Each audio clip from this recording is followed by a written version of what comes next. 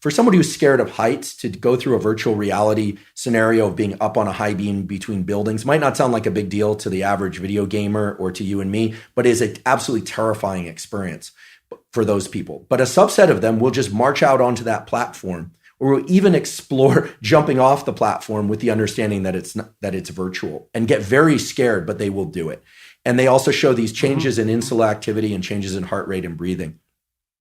What was interesting to us was the mouse data told us that if you stimulate the brain area that was associated with all of this, it's an area of the midline thalamus. I don't want to get down into details of structures too much, but it was a very mysterious area, not been explored much before.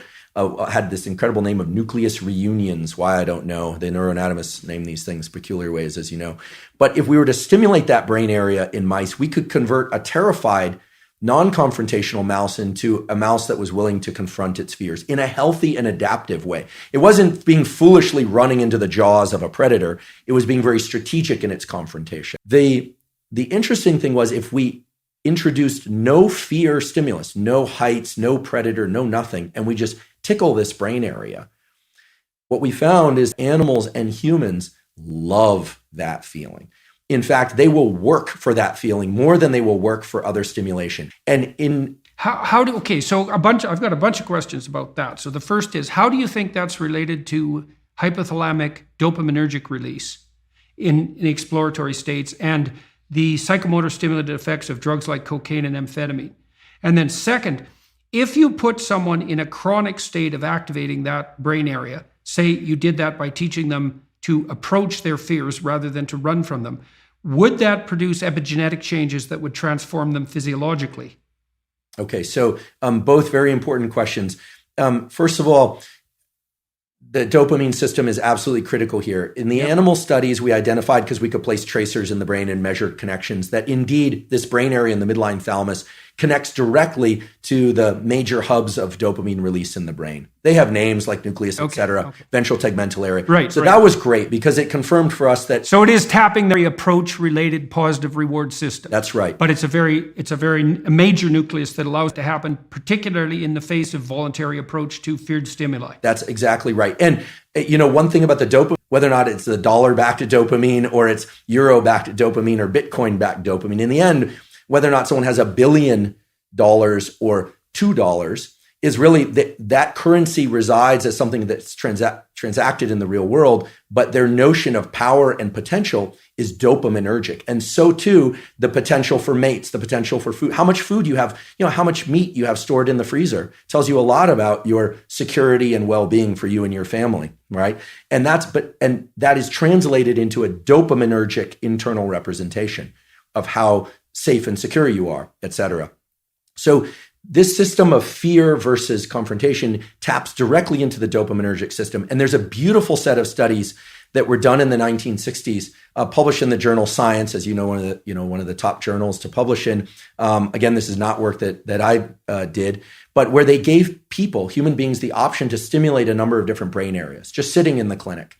And some brain areas would evoke feelings of drunkenness, others would evoke feelings of anger, others of sadness, others of sexual arousal. And the area that these subjects all preferred to stimulate the most, in fact, they would just sit there and lever press pretty much all day long, was this midline thalamus area. And the subjective feeling that they reported, I find this interesting and would love your thoughts on this, is one of mild frustration, anticipation of something, although they didn't know what.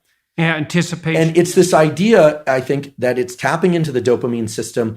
And the dopamine system... Well, the dopamine system says something good is going to happen. That's right. The key... It says something good is going to happen. Something good is going to happen. And it's an appetitive state in some sense, because it doesn't signify the acquisition of...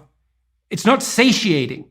It's appetitive. That's right. And so it drives you forward. And you might think that being driven forward would be unpleasant, but if you're activating the systems that drive you forward voluntarily, then that's the most positive form of positive reinforcement you can have. I think I read animal researchers who said that when they watched animals who were bar pressing to receive stimulation in those brain areas, the animals would look forward as if something was about to appear that they wanted to have appear. Incredible. So that was part of that apprehension. It's a hope system in some sense. Right? It's the elicitation of hope. That's right. It's dopamine, and here I'm robbing words from others, like my colleague Anna Lemke, who, it's not about having, it's about wanting.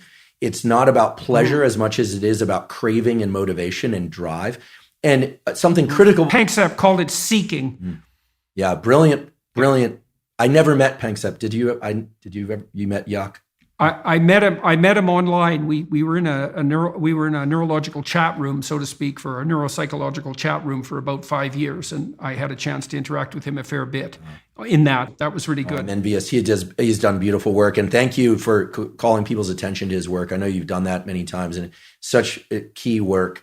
The dopamine system is in touch with the autonomic system, sure, because it has to register success versus failure of some pursuit. The prefrontal cortex is actually part of the dopamine reward system. People often overlook this, and we just think about nucleus accumbens and ventral tegmental area. But the prefrontal cortex, because as you pointed out before, it is generating possible outcomes, different rules, different selves are being projected into the future. You can think that the 2 marshmallow task, the classic, give kids the option to either have a marshmallow now or wait and have 2 marshmallows, and the cute little videos of the kids, in the room with the marshmallows, sniffing it, talking to it. Occasionally a kid will just stuff it in his mouth. Another child will turn away, delightful, right? And all sorts of ideas have come about how they do in life versus if they can wait or not wait. In any case, that's dopaminergic anticipation. The key thing with dopamine, I think, that encapsulates the most of it is this notion of reward prediction error, which is very simple. If you are excited and anticipating something, you are generating some internal sense of the probability of it happening. We're going to the ice cream store, kids. Let's go. We're going to have ice cream. We have ice cream. It's closed. The disappointment that they experience actually brings them far lower than they would feel, much more sad than they would feel than had you not told them you were going to get ice cream, which speaks exactly to what you were saying, that it's an anticipation signal. So dopamine's going up, we're going to get ice cream, and then no. So it drops below baseline. They would have been better off being not told they were going to the ice cream store. Just drive right by it. The danger of hope. The danger of hope. If you anticipate that it's going to be open, and again, this could translate to any scenario, and it's open, there's a dopaminergic signal upon receiving the reward, but it then drops a little bit. This is the basis of addiction, actually. Drops a little bit below baseline. So we always think of the ice cream is the reward. Well, actually, the reward was right before you had that first lick of ice cream because you know you're going to get it.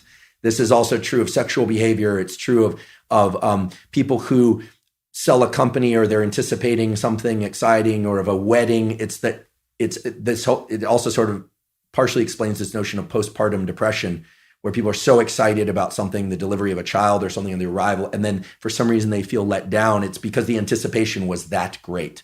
So many scenarios. There might be an exhaustion component there too. Right. Well, it's also the case, if I remember correctly, that dopamine kick, so imagine what it does is backtrack the neural systems that were activated as the reward was approached.